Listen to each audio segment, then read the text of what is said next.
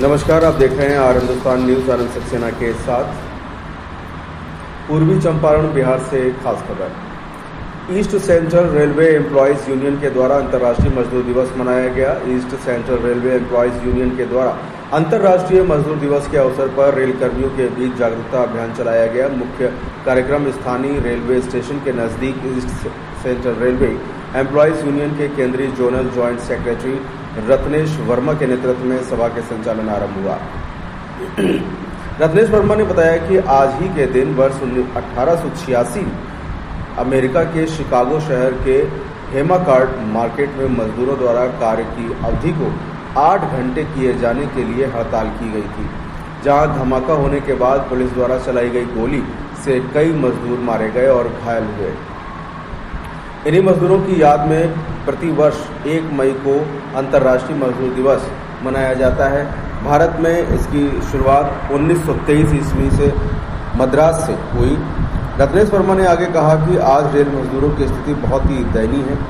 काम का बढ़ता दबाव, संसाधनों की कमी, सुरक्षा संरक्षा के मुद्दे, श्रमिक अधिकारों की अनदेखी जैसी परिस्थितियां हैं। कई ठेका मजदूरों को न्यूनतम मजदूरी भी नहीं मिल रहा है। रेल कर्मचारियों पर निजीकरण, निगमीकरण थोपा जा रहा है। 1530 के सर्विस रिव्यू की पॉलिसी बनाई गई है। और आपको बता दें कि रत्नेश वर्मा जी ने कहा कि रेलवे में कर्मचारियों की भारी कमी है।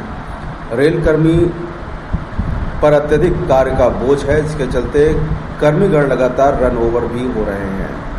दूसरी ओर रेलवे में कुल 29,608 पोस्ट को खत्म करने की अधिसूचना जारी की गई है, जिसमें पूर्व मध्य रेलवे के 1922 पोस्ट भी शामिल हैं। रेल लाइन पर कार्य करने वाले सभी रेलकर्मी को जीवन रक्षक यंत्र दिया जाना चाहिए तथा 1 करोड़ के जीवन बीमा का प्रावधान हो। पॉइंट्समैन, गेटमैन 12 घंटे, सिग्नल आर्टिजन स्टाफ 24 घंटे ड्यूटी कर रहे हैं। ड्यूटी रोस्टर ही नहीं है। बीओएस के अनुसार रेलकर्मियों की भर्ती होनी चाहिए। सरकार के द्वारा पहले एनपीएस और अब यूपीएस थोपा गया है। ओपीएस की चर्चा तक नहीं की गई। उन्होंने केंद्र सरकार से मजदूरों के हित में नई श्रम नीति को वापस लाने की मांग किया है। सभा में सरकार की मजदूर विरोधी नीतियों के विरोध में खूब नारेबाजी की गई। ईसीआरईयू के केंद्रीय zonal joint secretary Ratnesh Verma ने एनपीएस यूपीएस को हटाकर ओपीएस लागू करने की मांग सरकार से किया है। उनके द्वारा बताया गया है कि आज का ये कार्यक्रम पूरे भारत देश एवं विश्व के कोने कोने में मनाया जा रहा है। और आगे केंद्रीय जोनल संयुक्त सचिव रत्नेश वर्मा ने बताया कि पूंजीवादी और उद्योगपति को फायदा पहुंचाने के लिए 4 नए श्रम कानून का गठन किया गया है। देश के 29 श्रम कानून संहिताओं को बदलकर 4 नए श्रम कानून बना दिए गए हैं। देश की सरकार पार्ट में रेलवे को निजीकरण के तरफ धकेल रही है। 1924 से लागू रेल बजट को आनन फानन में 2016 में पूरी तरह से बंद कर दिया गया। एनपीएस, यूपीएस देश हित और कर्मचारी हित में नहीं है, इसलिए हमें ओपीएस से कम कुछ भी मंजूर नहीं है। पूरे देश में एक ही पेंशन प्रणाली होनी चाहिए। इस कार्यक्रम में अंतर्राष्ट्रीय मजदूर दिवस के महत्व, रेलवे निजीकरण, एनपीएस यूपीएस ऑप्शन पर जागरूकता, रेलवे कर्मचारी को मिलने वाली सुविधाओं सहित विभिन्न मुद्दों पर चर्चा हुई।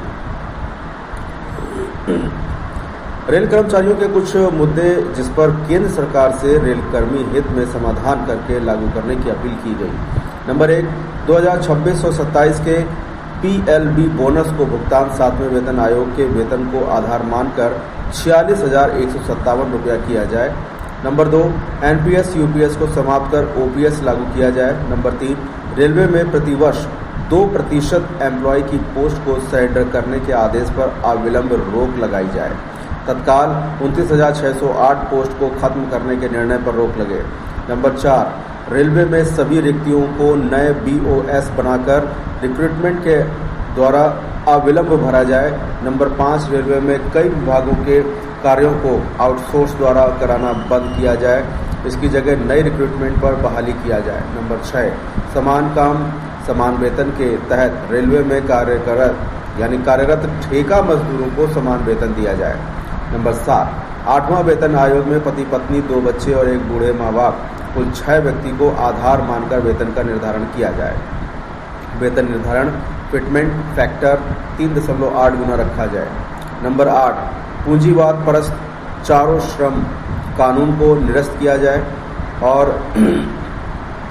नंबर 9, 14/2 काला कानून को तत्काल समाप्त किया जाए। नंबर 10, 55/30 के सर्विस रिव्यू पर रोक लगाई जाए। Number 11, station master, pointsman, gateman सहित सभी विभागों में 8 घंटे ड्यूटी रोस्टर लागू किया जाए।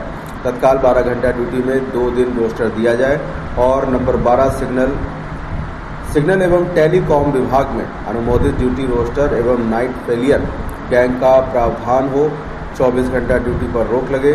नंबर 13, रक्सौल में सभी सुविधाओं के साथ रेलवे अस्पताल बनाया जाए। तत्काल SRP मेमोरियल अस्पताल को रेलवे से जोड़ा जाए। नंबर 14, सभी LC गेट पर CCTV लगाए जाए। Number 15, TA, NDA, OT, CTA, CEA आदि भत्तों को समय से वेतन में लगाया जाए।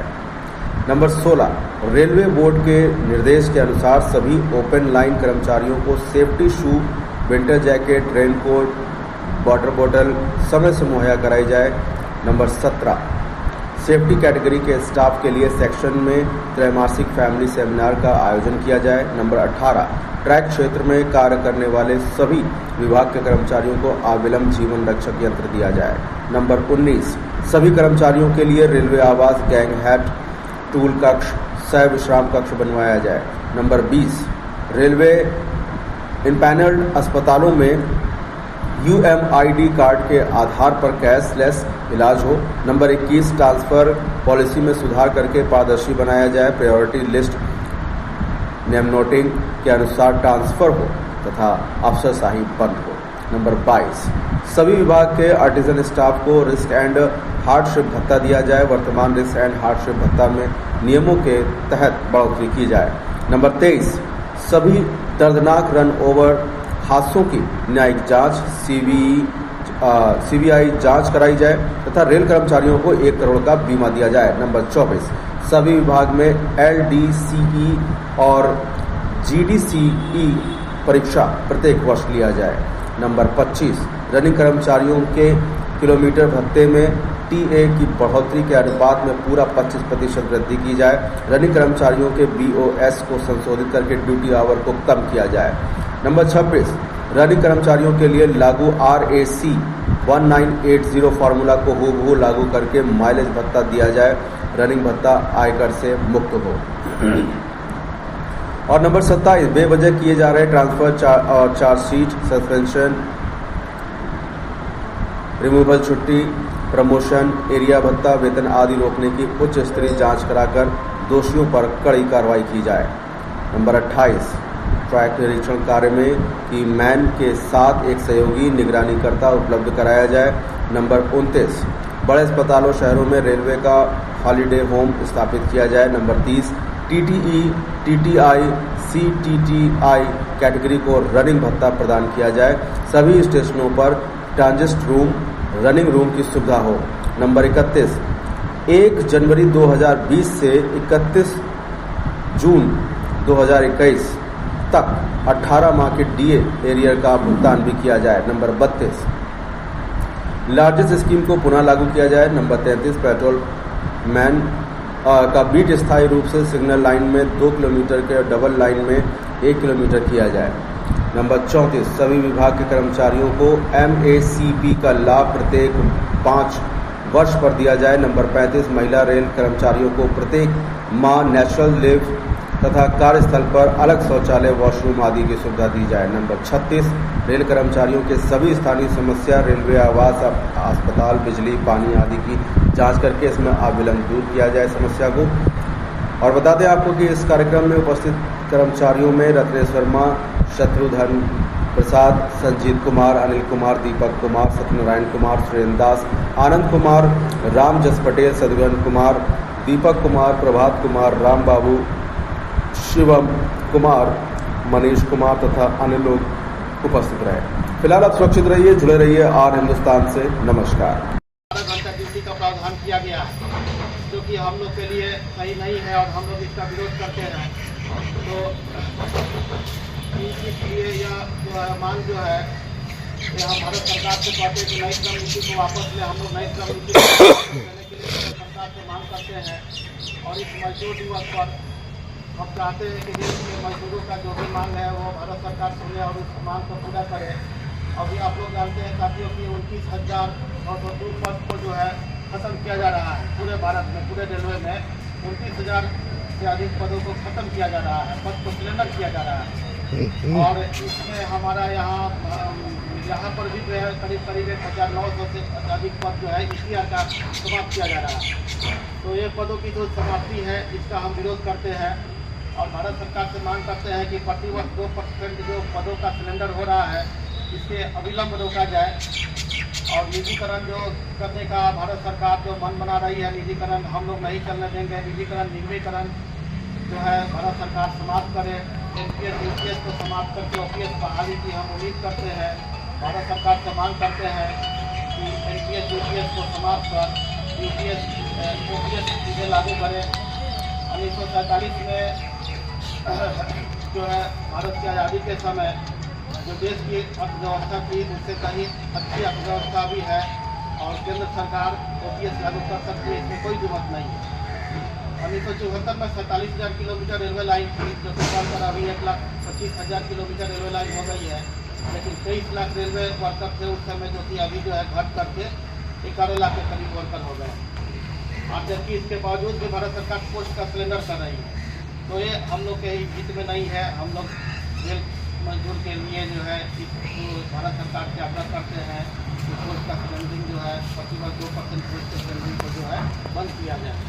दूसरी बात है रेलवे में जो टीकाकरण जो हो रहा है अभी आपको जो है 2020 की स्थिति देखिएगा तो 80% रेलवे कर्मचारी सब और 20% की टीका मजदूर हुआ करता है। लेकिन 1925-26 में आकर के वह 70 और 30 का रेशियो हो गया और हमें उम्मीद है कि जो है 29 के साथ ही आते 50-50 का इस तरह का रेशियो कहीं नहीं होगा।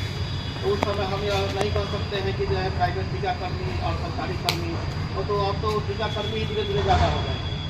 तो इसलिए जो है पदों को बहाली करने की दूर की बात, सरकार जो है पदों का रिस्ट्रक्चरिंग कर रही है, काम का लोड अधिक हो रहा है, काम का घंटा बढ़ रहा है, लेकिन सरकार इस ओर कोई ध्यान नहीं दे रही है।